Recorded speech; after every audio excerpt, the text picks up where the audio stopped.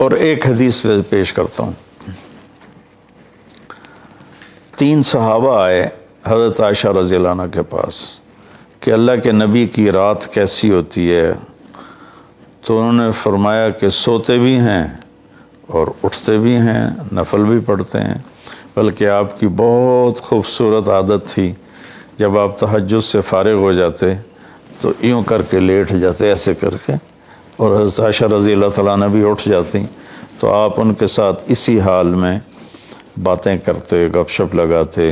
تہجد کے وقت میں اپنی بیگم سے پیار محبت کی باتیں ہو رہی ہیں، اتنے میں حضرت بلال اذان دیتے تو آپ اٹھ کے 2 رکعت سنت ادا کرتے اور نماز پڑھانے کے لیے مسجد تشریف لے جاتے تھے۔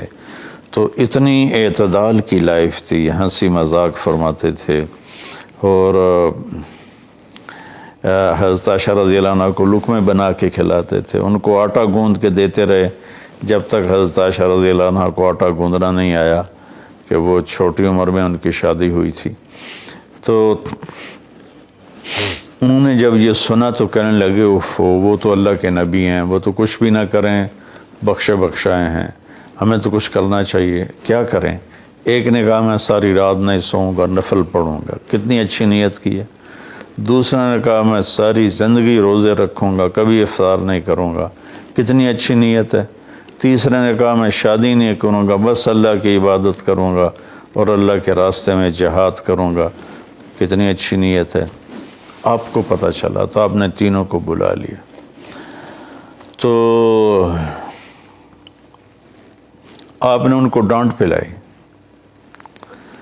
تم میرے اللہ کو مجھ سے زیادہ جانتے ہو، تم میرے اللہ سے مجھ سے زیادہ ڈرتے ہو، زیادہ تقوی والے ہو، میں تم میں سب سے زیادہ اپنے اللہ کو جانتا ہوں، سب سے زیادہ اللہ سے ڈرتا ہوں، میں کھاتا بھی ہوں، روزہ بھی رکھتا ہوں، میں نے شادی بھی کی ہے، میں سوتا بھی ہوں اور میں جاگتا بھی ہوں، اور میں نے آپ نے تو 11 شادیاں کی، 9 بیویاں زندہ تھیں جب آپ دنیا سے تشریف لے گئے، تو آپ کی ایک خوبصورت زندگی تھی ان کے ساتھ۔ تو آپ نے تینوں کو ڈانٹا اور فرمایا کہ اعتدال کے ساتھ چلو، جس نے کہا میں شادی نہیں کروں گا شادی کرے، جس نے کہا میں روزہ نہیں چھوڑوں گا وہ روزہ چھوڑے، کہ مہینے میں 3 روزے رکھو بس، 13، 14، 15، اور جس نے کہا میں رات سوؤں گا نہیں وہ آرام بھی کرے اور اٹھے بھی صحیح۔ تو یہ زندگی اعتدال والی، اللہ کو تو دین میں انتہا پسندی اچھی نہیں لگتی، اور اللہ نے اس کو رد فرمایا۔ ہمارے بعض نادان دوست قربانی کے نام پر پورے گھر کو اجاڑ دیتے ہیں اور انہیں احساس بھی نہیں ہوتا کہ کتنا بڑا نقصان کر رہے ہیں۔ سب سے بڑا تقاضا اسلامی تاریخ میں جنگ بدر کا ہے، اس سے بڑا تقاضا قیامت تک نہیں آئے گا، کہ جن کے بارے میں اللہ کے نبی کی وہ گواہی ہے جو قیامت تک کسی کے لیے نہیں، ان تہلک هذه العصابۃ فلن تعبد، میرے رب اگر آپ نے اس جماعت کو ہلاک کر دیا تو پھر آپ کا نام لینے والا کوئی نہیں بچے گا۔ اتنی بڑی گواہی 313 کی، اور یہ اتنا بڑا تقاضا تھا اور اتنا بڑا یہ اس وقت اہم اور ضروری کام تھا۔ آپ نکلے اور ذوالحلیفہ 7 میل دور ہے، جب وہاں پہنچے تو حضرت عثمان اور اسامہ رضی اللہ عنہما کو آپ نے واپس بھیج دیا، کہ آپ کی بیگم حضرت رقیہ رضی اللہ تعالی عنہ وہ حضور صلی اللہ تعالی وسلم کی دوسرے نمبر کی بیٹی تھیں۔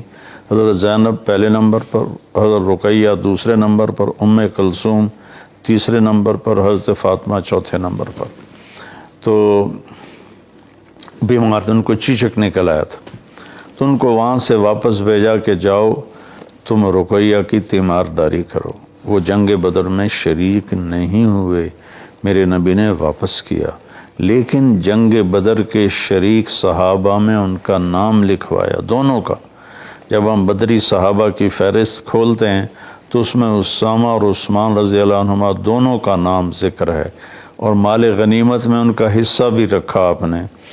اتنے بڑے تقاضے کو آپ نے بیوی کی بیماری کی وجہ سے پیچھے کر دیا اور ان دونوں کو واپس بھیجا، اور رقیہ رضی اللہ عنہ کا انتقال ہو گیا۔ جب آپ واپس تشریف لائے تو وہ دفن ہو چکی تھی، تو آپ نے ان کی قبر پہ جا کر دعا فرمائی۔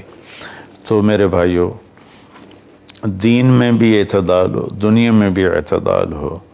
یہ رہبانیت تو نصارہ عیسائیوں میں تھی کہ شادی نہیں کرنی، نہانا نہیں، بال نہیں کٹوانے، ناخن نہیں صاف کرنے، پہلے، اب نہیں، پہلے جو قدیم عیسائی مذہب تھا۔ تو طبیعت میں اتنی شدت، غیر فطری زندگی، پھر وہ دوسرے طریقے سے اپنی خواہشات کو پورا کرتے تھے، تو اس سے میرے نبی نے روکا۔ بعد میں ایک ٹرینڈ چل گیا کثرت عبادت کا، لیکن وہ کوئی معیار نہیں ہے کہ فلاں بزرگ تھے، انہوں نے 40 سال عشاء کے وضو سے فجر کی نماز پڑھی، اور فلاں بزرگ تھے، انہوں نے 30 سال عشاء کے وضو سے فجر کی نماز پڑھی، اور فلاں بزرگ تھے وہ 25 سال جنگل میں پھرتے رہے۔ بھلا یہ بھی کوئی دین ہے جو پیش کیا جائے؟ ہمارا دین تو پوری دنیا کو پیش کرنے کے لیے ہے۔ ان الدین عند اللہ الاسلام۔ اب اسلام ہی ایک مذہب ہے جو باقی ہے اپنی صحیح معنی میں، تو ہمیں پیش کرنا ہے لوگوں کو، یہ تو ہم اپنوں کو پیش نہیں کر سکتے کہ 25 سال جنگلوں کی خاک چھانتے رہے۔ یہ تو رہبانیت سے بھی کوئی آگے کی چیز ہے، لیکن یہ ان کی بزرگی کے طور پہ بیان کیا جاتا ہے۔ ایک بزرگ تھے، اپنے بالوں کو رسے سے باندھ لیتے تھے، رسہ اوپر چھت میں لٹکا ہوتا تھا، تو جب نماز پڑھتے پڑھتے ان کو نیند کا جھٹکا آتا تو وہ ایسے ہوتے تو وہ بالوں کو زبردستی جھٹکا پڑتا، جس سے وہ ان کی آنکھ کھل جاتی اور پھر نفلوں میں شروع ہو جاتے۔ یہ تو میرے نبی کے حکم کے خلاف ہے۔ آپ نے فرمایا تم میں کوئی عبادت میں لگے جب تک وہ بشاشت ہے اور اس کو نیند نہیں، جب نیند کا سمجھے غلبہ ہو رہا ہے نفل چھوڑ کے جا کے سو جائے۔ تو بعد میں یہ ایسی چیزیں پیدا ہوئیں کہ سارا سال روزے رکھنا، اور کبھی ایسا کہ ساری رات جاگنا، یہ کوئی دین نہیں ہے، یہ وہ دین نہیں ہے جسے ہم پیش کر سکیں۔ ایک بزرگ کا انتقال ہوا تو میں تعزیت کے لیے گیا، تو ان کے بیٹے بتانے لگے کہ ہمارے والد صاحب صبح 3 بجے اٹھ کے نیچے اپنے کمرے میں آ جاتے تھے جہاں مریدین آتے تھے، اور باقی جو ان کے اپنے علمی کام ہوتے تھے، اور رات 11 بجے واپس جاتے تھے۔ ساری زندگی یہ معمول رہا۔ یہ کوئی قابل ذکر بات نہیں ہے جس کو ہم بطور ایک نمونہ پیش کریں۔ میرے نبی نے اپنی زندگی کو 4 حصوں میں تقسیم کیا ہوا تھا۔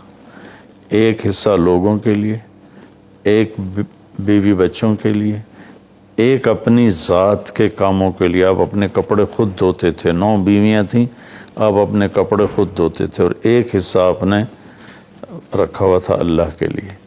تو آپ سے زیادہ مشکل لائف کسی کی نہیں، آپ سے زیادہ بڑا ذمہ دار کائنات میں کوئی نہیں۔ آپ نے زندگی کو 4 حصوں میں ڈیوائیڈ کیا ہوا تھا۔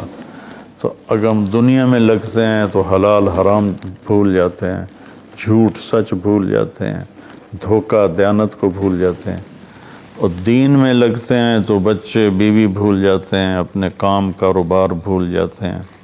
آپ دیکھیں اصحاب صفہ وہ تھے جن کا کوئی کام نہیں تھا، لیکن 10 مبشرہ میں سے ایک بھی اصحاب صفہ میں نہیں، خلفاء میں ایک بھی اصحاب صفہ میں نہیں۔ اور اصحاب صفہ کوئی دینی تقاضوں کے لیے فارغ نہیں بیٹھے تھے، اصحاب صفہ کا ٹھکانہ کوئی نہیں تھا۔ جب صدیقی دور میں ٹھکانے مل گئے تو اصحاب صفہ بھی ختم ہو گئے۔ تو بھائیو، میری گزارش ہے آپ سب کی خدمت میں کہ اعتدال کی زندگی گزارو، اللہ کے واسطے اعتدال کی زندگی گزارو۔